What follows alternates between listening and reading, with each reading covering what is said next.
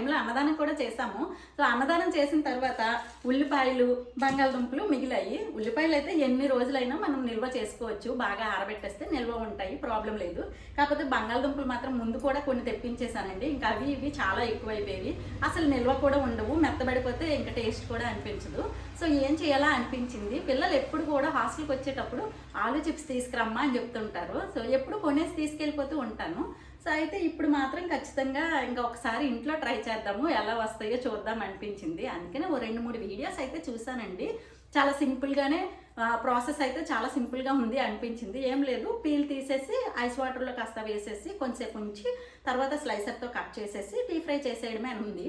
చెప్పడం ఈజీయే, బట్ చెయ్యాలి కదా. చేసిన తర్వాత రిజల్ట్ ఎలా వస్తుంది అనేది కూడా చూసేయాలి. ఎప్పుడైనా మీరు కూడా ఫస్ట్ టైం ట్రై చేయాలనుకుంటే వీడియో అయితే చాలా యూజ్ అవుతుంది కదా.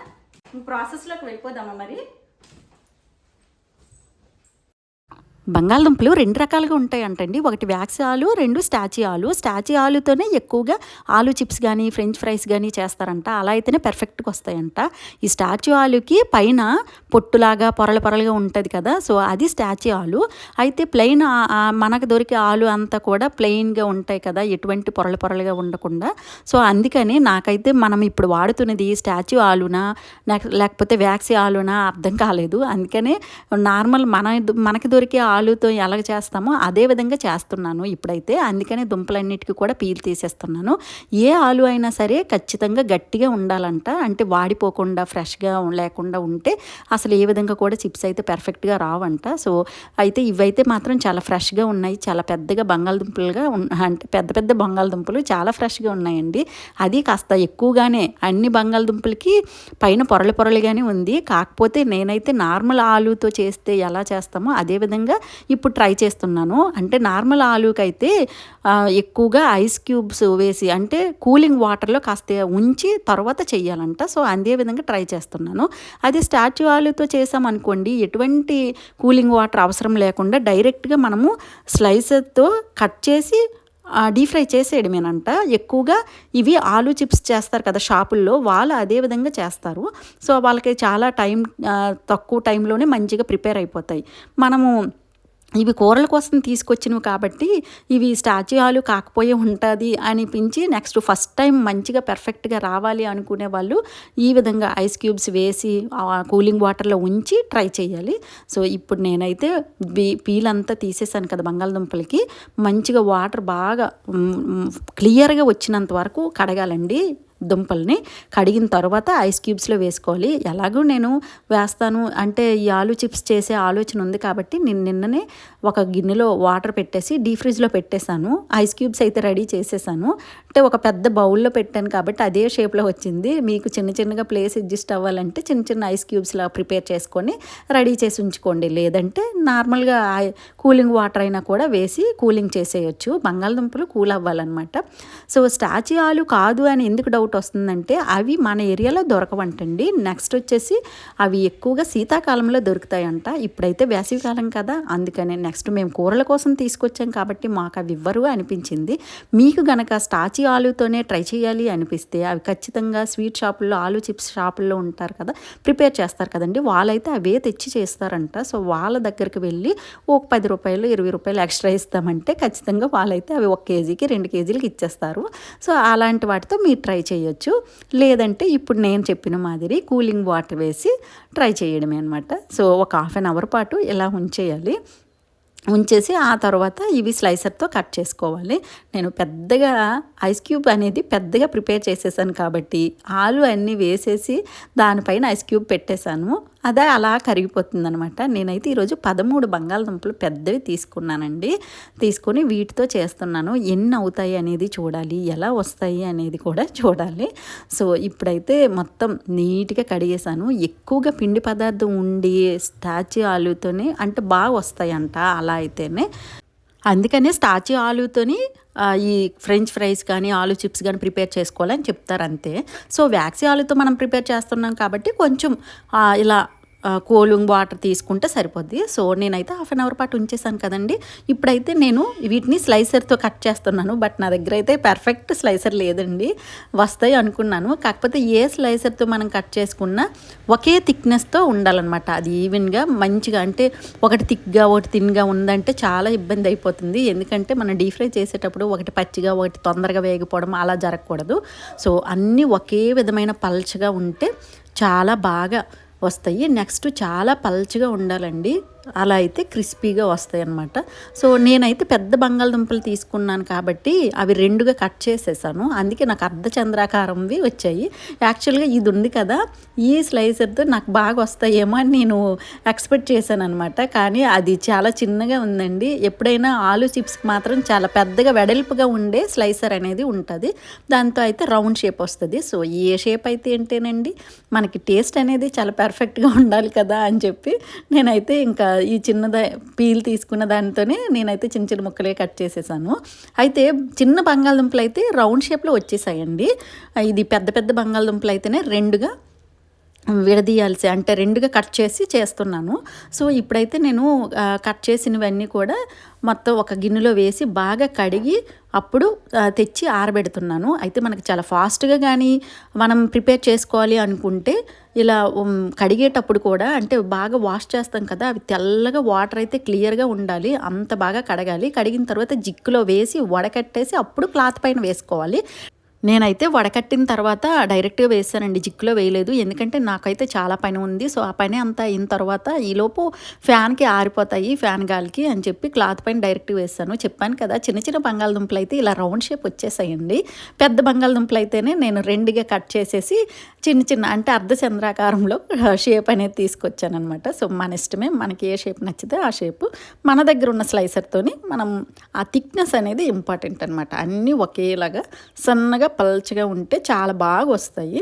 సో నేనైతే అన్ని క్లాత్ పైన వేస్తాను. నార్మల్గా మీకు అయితే ఫాస్ట్గా కావాలి అనుకుంటే ఇలా క్లాత్ పైన వేసి ఒకదానిపైన ఒకటి ఉండకుండా చూసుకొని పైన ఒక క్లాత్ వేసి, కాటన్ క్లాత్ వేసి బాగా అద్దిస్తే పైన ఫ్యాన్ కూడా వేసిస్తే 20 మినిట్స్లో తడి అనేది లేకుండా చాలా నీట్గా ప్రిపేర్ అయిపోతాయి అన్నమాట. కానీ నేను చాలా ఎక్కువ టైమే బ్రేక్ తీసుకున్నాను కాబట్టి నేను పైన క్లాత్ ఏం వేయలేదు, ఫ్యాన్ గాలికి పెట్టేశాను. కొంతమంది అయితే ఎండలో కూడా పెడతారండి. సో నేను ఎండలోనే పెట్టలేదు, పైన క్లాత్ వేయలేదు, ఇలాగే ఉంచేసి ఓ 3 అవర్స్ తర్వాత, అంటే నాకు చాలా పని ఉంది, సో ఆ పని అయిన తర్వాత మళ్ళీ ఓ 3 అవర్స్ తర్వాత నేను డీప్ ఫ్రై చేద్దామని తీస్తున్నాను. అయితే ఈ డీప్ ఫ్రై చేసేటప్పుడు కూడా ఫస్ట్ ఎక్కడైతే వేసానో అక్కడ నుంచి నేను స్టార్ట్ చేశాను అనమాట. అవి బాగా ఆరుతాయి కదా, లాస్ట్ వేసినవి కాస్త లేటుగా ఆరుతాయి కదా అని చెప్పి లేటుగా వేయిద్దామని చెప్పి అదే విధంగా చేశాను. సో అలా చేయండి. నెక్స్ట్ డీప్ ఫ్రైకి వచ్చేసి ఆయిల్ అయితే నేను కళాయిలోన సగానికంటే తక్కువగా వేశాను. ఎందుకంటే ఖచ్చితంగా పొంగే ఛాన్సెస్ ఉంటాయేమో ఫస్ట్ టైం చేయడం కదా అని చెప్పి. నేను ఇంతవరకు చూడలేదు కూడా, చేయడం ఎక్కడా కూడా చూడలేదు. సో అందుకని ఆయిల్ అయితే కాస్త తక్కువగా వేసి ఇంకా అదే హీట్ చేస్తున్నాను. హీట్ అయ్యేలోపు ఇక్కడైతే కొంచెం వాటర్ తీసుకొని ఎక్కువ సాల్ట్ వేసానండి ఇందులో. ఎందుకంటే మనం ఇది డీప్ ఫ్రై చేసేటప్పుడే ఆయిల్లోనే ఈ ఉప్పు వాటరు చల్లితే ఉప్పు అనేది బాగా పడుతుందన్నమాట. అదైతే హీట్ ఎక్కిందా లేదా అనేది టెస్టింగ్ కోసం ఒక్కటి వేసాను. నాకు బాగా అలవాటు, ఫస్ట్ ఒక్కటి వేస్తాను, అది మంచిగా పర్ఫెక్ట్గా కుదిరితే ఓకే ఇంకా అన్నీ కంటిన్యూ చేస్తాను, లేదంటే వేస్ట్ అయిపోతాయి అని చెప్పేసి ఒక్కొక్కటి వేయడం అలవాటు. సో ఇది చాలామందికి ఈ అలవాటు ఉంటుంది, చాలా మంచి అలవాటు కూడా అండి. సో వేస్ట్ అవ్వకుండా ఉంటాయి అన్నమాట. ఓకే, ఇంకా ఆయిల్ అయితే బాగా హీట్ ఎక్కింది. హై ఫ్లేమ్లో ఉంటుండగానే నేనైతే ఒక్కొక్కటిగా చీల్చి వేస్తున్నాను. ఎందుకంటే ఒక్కొక్కటిగా కాకుండా ముద్దలుగా కానీ వేసేసామంటే, ఒకదానిపైన ఒకటి వేసామంటే ఒకటి బాగా వేగిపోవడం, ఒకటి మెత్తగా ఉండిపోవడం జరుగుద్ది. సో విడివిడిగా చేసుకొని వేయాలి. అందుకే స్లైసర్తో నేను కట్ చేసామంటే డైరెక్ట్గా ఇందులోనే విడివిడిగా పడతాయి. సో స్వీట్ షాప్ వాళ్ళు అయితే అలా చేస్తారు. మన దగ్గర అంత పెద్ద కళాయిలు ఉండవు, మనం అంత ఎక్స్పర్ట్స్ని కూడా కాదు కదా. సో అందుకనే నేనైతే ఒక్కొక్కటిగా వేసాను. అయితే ఉప్పు నీళ్ళు కూడా సగానికి పైగా చిప్స్ వేగిన తర్వాతే వేయాలండి. వేసిన తర్వాత ఇంకా బాగా కలిపేసి దించేసుకోవచ్చు, అంటే డీప్ ఫ్రై చేసేసి ఇంకా పక్కకి తీసేసుకోవచ్చు అనమాట. వేసిన దగ్గర నుంచి నేనైతే హై ఫ్లేమ్లో ఉంచి ఉప్పు వాటర్ చల్లినప్పుడు మాత్రమే సిమ్లో పెట్టేదాన్ని. ఎందుకంటే ఉప్పు వాటర్ అనేది బాగా తుల్లుతుంది, అది కొంచెం పైకి తుంపరలు వస్తాయి, ఫోన్కు దగ్గరలో కూడా ఉంటాయి కాబట్టి కొంచెం ఇబ్బంది అని నేను సిమ్లో పెట్టుకున్నాను. మీకు వీలైనట్టుగా మీరు చేయండి. సో చాలా క్రిస్పీగా కరకరలాడుతూ వచ్చేయండి, చాలా బాగున్నాయి అన్నమాట. సో ఇప్పుడు వేసిన తర్వాత కూడా అవి ఎప్పుడు తీస్తామంటే అది ఎలా వేగాయి, పర్ఫెక్ట్గా వేగాయా లేదా అనేది చూసుకోవడం కోసం ఆ చిప్స్ అన్నీ కూడా చాలా సైలెంట్ అయిపోతాయి అన్నమాట. సైలెంట్ అయిపోయి అంటే వేగిపోయినట్టు. నెక్స్ట్ వేసిన దగ్గర నుంచి కాస్త కదుపుతూ ఉండాలి. ఇలా కొంచెం కదుపుతూ ఉంటేనే అవి అన్నీ కూడా ఒకే వేలో వేగుతాయి. సగానికి పైగా వేగిన తర్వాతనే ఉప్పు వాటర్ అనేది చల్లాలి. ఆ ఉప్పు వాటర్ కూడా వేలతో కొంచెం ఇలా స్ప్రింకిల్ చేసినట్టుగా ఉండాలన్నమాట. సో ఎక్కువగా స్పూన్తో కానీ వేసేసామంటే ఆయిల్లో వేయడం కదండి, కొంచెం ఎక్కువ పెద్ద పెద్ద సౌండ్లు రావడము కొంచెం భయంగా అనిపిస్తుంది. అలా కాకుండా వేలతో వేస్తే కరెక్ట్గా అనిపించింది. ఎందుకంటే ఫస్ట్ వేసాను, స్పూన్తో వేసేసరికి చాలా పెద్ద సౌండ్ వచ్చింది. కాస్త ఎందుకు రిస్క్ అని చెప్పి ఫోన్కి దగ్గరగా ఉండడం మాకు కొంచెం పెద్ద ఇబ్బంది అండి. నార్మల్ చేసుకునే వాళ్ళకి ఇబ్బంది ఉండదు.